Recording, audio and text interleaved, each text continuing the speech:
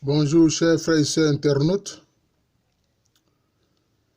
je suis le professeur Alou Kwame René, j'enseigne en Côte d'Ivoire à l'université Félix Houphouët-Boigny au département d'histoire. Aujourd'hui ce n'est pas la grande forme mais je veux faire une vidéo qui sera une première concernant la décolonisation. Alors, nous avons vu plusieurs vidéos déjà concernant la colonisation. Alors, la décolonisation, c'est le fait de mettre fin à la colonisation.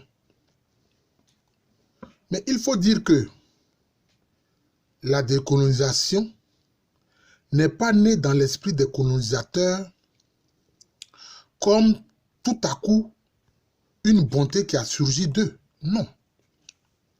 Les pays colonisateurs, les puissances colonisatrices ont été confrontés à des problèmes qui ont fait qu'ils ne pouvaient plus continuer de maltraiter, de gouverner avec tyrannie des régions et des peuples qu'ils ont soumis à leur dictat, à leur exploitation économique éhontée. Ainsi, l'un des premiers problèmes auxquels les puissances colonisatrices ont été confrontées, c'est les destructions que ces puissances ont subies avec la Première Guerre mondiale. En 1918, avec la fin de la Première Guerre mondiale, ces puissances colonisatrices sont ruinées. La France est ruinée, l'Angleterre est ruinée, l'Allemagne est ruinée. Et d'ailleurs, on va voir l'Allemagne qui après la fin de la Première Guerre mondiale, puisqu'elle a perdu la guerre, eh bien, ses anciennes colonies vont lui être retirées pour être attribuées à la France et à l'Angleterre, ou à l'Angleterre si vous voulez, hein, avec le mandat de la Société des Nations.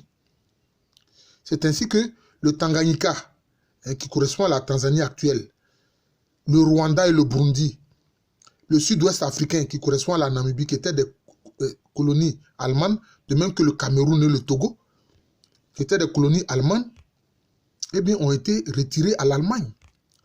Le Togo a été scindé en deux, le Togoland donné en gestion à l'Angleterre et la partie française à la France. Le Cameroun aussi, c'est la même chose. Une partie du Cameroun cédée à l'Angleterre et une autre à la France. D'ailleurs, on voit que ceux qui ont leur partie qui a été cédée à l'Angleterre, c'est ceux-là qui veulent créer un État qui ne sera même pas viable, qu'ils appellent Ambazonia. Et puis, la Tanzanie a été cédée à l'Angleterre. Quant au Rwanda, au Burundi, etc., ça a été cédé à la Belgique, sous mandat de la Belgique. Mais toujours, disons que c'est la SDN qui leur cédait ces mandats-là. Mais ça n'empêchait pas qu'ils dirigent directement, en fait, ces territoires-là. C'était ça la réalité. Donc, ruinés par la Première Guerre mondiale, ces nations ont commencé à s'affaiblir. Et deuxième chose qui les a affaiblis, c'est la crise de 1929, la grande crise économique de 1929. Puisqu'alors les États-Unis étaient devenus la grande puissance économique et qu'elle avait financé à coups de dollars, à coups de millions de dollars, pour ne pas dire de milliards de dollars, la reconstruction en France, en Angleterre, etc. Mais lorsque les États-Unis se sont retrouvés en crise, tous leurs placements financiers qu'ils ont laissés en France, en Allemagne, en Angleterre, ils ont rapatrié tout ça aux États-Unis. Et ça a créé un effondrement des économies des puissances colonisatrices, notamment de la France et de l'Angleterre. Ça, c'était la seconde difficulté qui va les affaiblir. La troisième difficulté qui va les affaiblir, eh bien, c'est la Seconde Guerre mondiale. À la Seconde Guerre mondiale, à la fin de la Deuxième Guerre mondiale, ces nations-là sortent totalement ruinées. Des pays détruits. Et surtout que pendant cette Seconde Guerre mondiale, notamment abondamment les Français, mais aussi à une certaine échelle les Anglais, ont fait appel à leurs colonies pour les aider à combattre les Allemands et l'ennemi, ils ont fait la même chose pendant la Première Guerre mondiale, ils l'ont refait pendant la Seconde Guerre mondiale.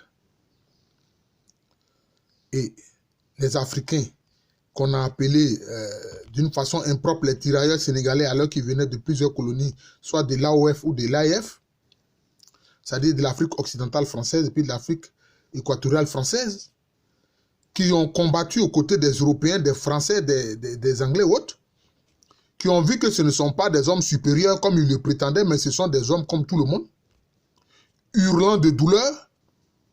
Pendant la Première Guerre mondiale, certains même avaient eu, on les appelait les gueules cassées, tellement les obus autres avaient déformé leur visage.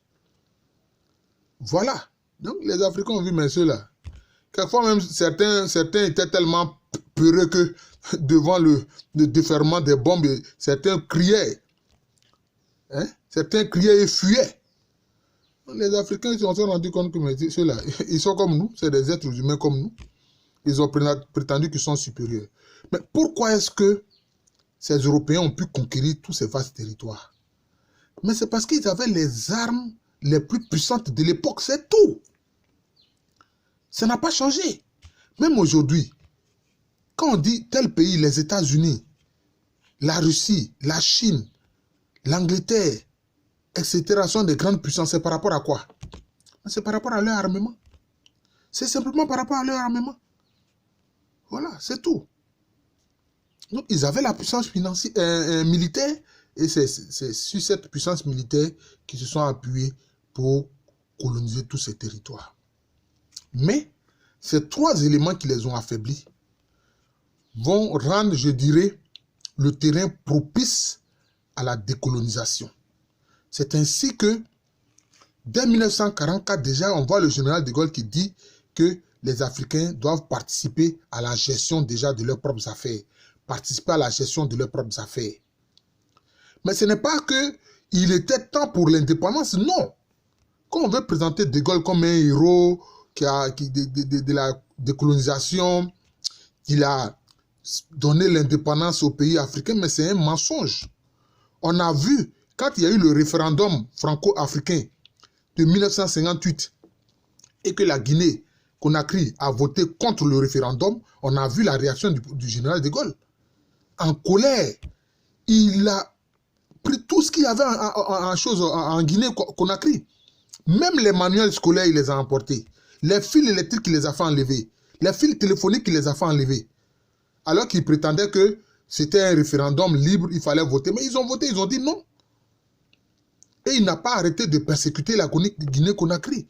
Fomenter des coups d'État. Faire fabriquer des fausses monnaies, de la monnaie guinéenne qu'on appelle le Sili, pour tuer l'économie de la Guinée. Voilà ce que monsieur le général de Gaulle a fait. C'est ce qu'il a fait. Donc il faut qu'on déconstruise ce qu'on a dit de lui et qu'on restitue l'histoire telle qu'elle s'est passée. On a vu d'ailleurs les Français faire la guerre en Algérie. Une guerre meurtrière. Il a dû céder parce que ça avait des conséquences même en France, où des généraux ont tenté un coup d'État contre lui. Et puis, en Indochine, où la France avait colonisé le Vietnam, le Laos, le Cambodge, etc. Mais qu'est-ce qui s'est passé? Il a fallu la défaite de la bataille de Dien Bien Phu pour que les Français acceptent l'indépendance de ces pays-là, du Vietnam notamment. Sinon, ils ne voulaient pas. Parce que dès que le Japon qui avait occupé ces territoires pendant la Seconde Guerre mondiale, quand le Japon a été vaincu en 1945, mais les Français voulaient revenir tranquillement recoloniser l'Indochine. Les Indochinois ont dit, ah non, pas question. Les Japonais sont partis, nous sommes libres, vous n'allez pas venir encore confisquer notre liberté. Parce que la colonisation confisque la liberté, c'est de cela qu'il s'agit. Donc, c'est le premier acte de notre série de vidéos sur la décolonisation, la lutte pour l'émancipation et les indépendances. Je voudrais m'arrêter là. Je vous souhaite une bonne journée. Je vous souhaite d'avoir la santé. La santé est une chose merveilleuse. Quand on ne l'a pas, alors on voit que vraiment, c'est une des richesses les plus importantes. Voilà. Donc, je vous souhaite une bonne santé et une très bonne journée. C'est le professeur Alou Kwame René, professeur titulaire d'histoire à l'Université Félix Houphouët-Boigny au département d'histoire en Côte d'Ivoire. Merci et à bientôt.